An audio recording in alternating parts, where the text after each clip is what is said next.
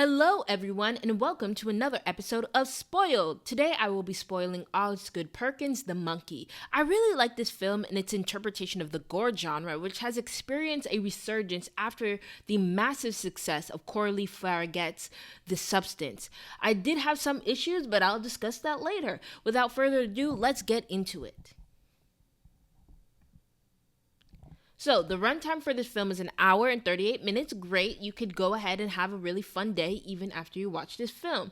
The director is, of course, Osgood Perkins, who has become quite well known from his popular film Longlegs. He does also make a cameo appearance in this film. And fun fact that I learned because I was watching a Hitchcock documentary, I didn't know his father played the iconic Norman Bates character in Hitchcock's classic Psycho. So he has a very long history with the entertainment industry, and I think he's a great person whose films I love, especially after Longlegs, and I'm glad to see him make another entry. So the cast includes Theo James, Christian Convery, Tatiana Maslany, and Rohan Campbell. So for Theo James, he caught my attention, of course, with season 2 of White Lotus. I know that he was in some young adult films before, but White Lotus was really his standout performance for me, and I think for many people. Tatiana Maslany, I had a low-key obsession with her because of the show Orphan Black, which she plays a dozen different versions of one character, which is interesting because in this movie we have two different actors who are playing two different characters. So Tatiana Maslany definitely has a lot of experience with that. I'm not that familiar with Christian Convery, I'm going to be honest, nor am I that familiar with Rohan Campbell, but I will say that actually both of those people who I'm not familiar with were really standouts to me. All right, so who is the ideal audience member? It's someone who wants their horror and gore to come with a seeping tide of laughter. All right, so usually I do something about the source material. So the film is an adaptation of Stephen King's short story The Monkey, which is part of his short story collection called Skeleton Crew. The film seems to be quite close to the source material, but I haven't been able to read the entire short story, so I'm not able to comment on any differences or things that I wish that they put into the film and they didn't. What I did read, however, is Mickey 7, which is known now in the movie form as Mickey 17. So I'm going to be watching that film on its opening, and I'll be right back with another spoiled episode, and hopefully to talk about things that I liked and I did not like about the adaptation of the book. Anyway, films should be able to stand on their own, so without further ado, let's get into the plot. So the film opens with a pilot rushing into a pawn shop to sell a toy monkey. The pilot is played by Adam Scott, who has had a career resurgence with the explosive popularity of Severance. Anyway, the pilot is extremely anxious about selling the monkey, but the pawn shop owner is skeptical about its value. Against the pilot's warning, the pawn shop owner turns the monkey's key to confirm its function. Nothing seems to happen until, by accident, a harpoon is triggered and launches into the abdomen of the pawn shop owner, causing his intestines to be strewn across the store. So this kind of really sets the stage in terms of how gory things are going to get. The pilot sees a flamethrower and then proceeds to attempt to fry the monkey, which we'll learn doesn't really work. The film then transitions to young twins Hal and Bill and their mother in a home. Throughout the film, Hal provides a voiceover to describe the events of the film. Bill is Hal's bully simply because he was born a couple of minutes before Hal. We learn that the pilot is the twins' estranged father who cheated consistently on their mother. He left the family with some items which intrigue the twins since they have no other connection to their father. As they go through the father's items, they find the toy monkey, which is in a Tiffany blue round box. There's a sticker on the outside of the box that says, "Like life." Hal turns the key of the monkey and nothing happens. Bill thinks the monkey is lame and instead takes interest in pornographic cards. The next day, their babysitter takes them to a Benihana-type restaurant while the mother goes on a date. At Benihana, a flirty chef accidentally beheads the babysitter. And so the lore, or the strict lore, of the monkey begins. At the funeral for the babysitter, the priest humorously talks about how things all happen for a reason. The priest, in my opinion, is one of the best characters in the show. The mother directly contradicts this when speaking to her children after the funeral. She claims that things can happen randomly, and at the end of the day, everyone dies. Sensing that the monkey is evil because it keeps appearing in his dreams, Hal tries to dissect the monkey, which reveals that the monkey is made of some fleshy material. At school, we see the extent of Bill's bullying of Hal, which includes getting a girl gang to steal Hal's pants. While observing the toy monkey, Bill forces Hal to say he's the monkey's bitch. The following day at school, Bill gets the girl gang to throw bananas at Hal. Frustrated, once Hal gets home, he turns the monkey's keys in hopes of killing his twin brother, Bill. Unfortunately, it appears that the monkey chose the mother as its victim. She dies of a rare brain aneurysm just as Bill comes home trying to greet his mother. At the funeral for the mother, we learn that Hal and Bill are now under custody of their aunt and uncle, who are swingers and clearly not prepared to raise children in their home in Maine. The uncle is played by Osgood Perkins, but the uncle does not last long because the twins decide to test their theory about the monkey killing people, and their uncle is unfortunately the next villain. He dies while on a hunting trip and is trampled by a horse stampede. The twins decide to never allow the monkey to kill again and lock the monkey in the original Tiffany blue box and drop it into a well. The film jumps to 25 years later, where we learn that as an adult, we finally see Theo James, Hal now works as a grocery store cashier because he fears his connection to the monkey could put other people's lives in danger, most especially his teenage son's life. I just want to pause here, actually.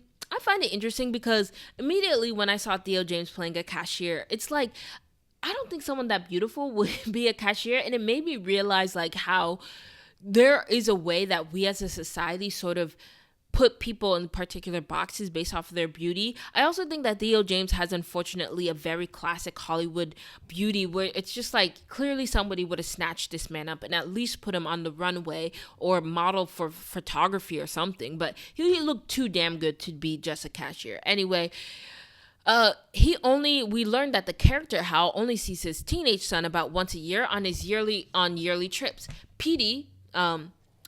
Petey, then we learn that his stepfather, played by Elijah Wood, intends to adopt Petey, and Petey is the son of Hal. As a lawyer, I will say it is very hard to adopt a child with a father who's not willing to give up their parental rights. So I don't think that the adoption would be possible, though custody would likely be something that is in the cards. Anyway, Elijah Wood's character is hilariously constructed as this fatherhood guru who would clearly benefit from actually having a child of his own. Anyway, while Hal reconciles with the fact that he is on his quote-unquote last trip with his son, we see an image of Hal's aunt being awakened by the sound of the monkey. We get a convoluted series of events where the aunt checks the basement and then falls through the stairs and gets a bunch of fish hooks stuck in her face. After getting the hooks out of her face, the aunt goes to boil water for tea, which causes a gas explosion. In an attempt to get rid of the fire, the aunt runs outside where she's impaled by the property's for sale sign. At the aunt's estate sale, we see a young man, Ricky, played by Rohan Campbell, buy the monkey and sell it to some mysterious man. Now, throughout this entire period, adult Hal is having hallucination and dreams about the monkey. And in the motel room with his son, he talks to his son about the family tree project. He explicitly lies to his son about the fact that he does not have a sibling. Hal then gets a call from his brother Bill, who has been estranged from for decades.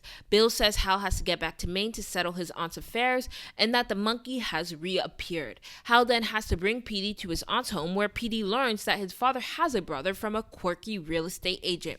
The real estate agent takes Hal through the house and they get to a locked closet, where the real estate agent tries to flirt with Hal as she tries to unlock the door.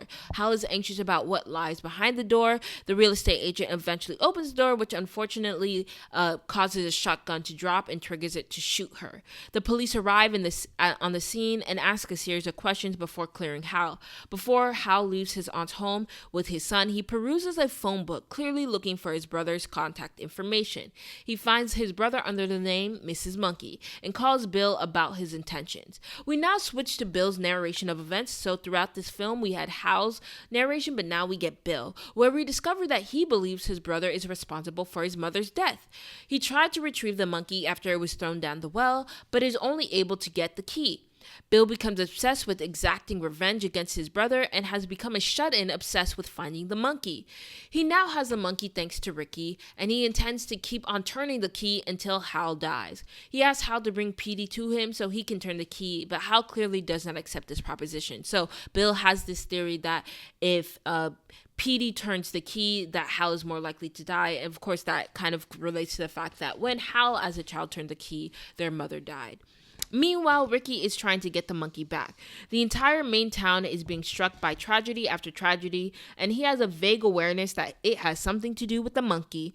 We learn that his life is similar to the life of Hal and Bill. This is Ricky we're talking about, because he is also estranged from his police father.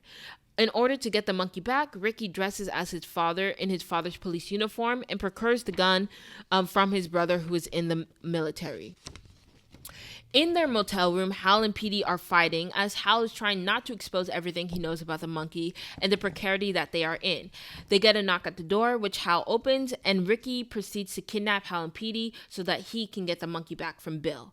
At Bill's lair, it truly is a lair, Ricky forces Petey to enter through the doggy door and get the monkey. Hal warns Petey that no matter what, he must never turn the key on the monkey. Bill's lair is full of booby traps, including one with a bowling ball, which is a callback to an earlier scene where Hal almost tried to kill Bill with the ball but restrained himself. Petey is able to get through the booby traps to get to Bill's observation room, where Petey enthusiastically turns the monkey key, despite the warning that he received from his father. In the car, Ricky is holding Hal at gunpoint. A wasp nest is buzzing and inching towards the hood of the car. In a moment of confusion, Ricky accidentally shoots a hole through the hood of the car when from the windshield of the car, when Petey turns the monkey key, the wasp exit the nest and go through the bullet hole to completely destroy every fiber of Ricky's body.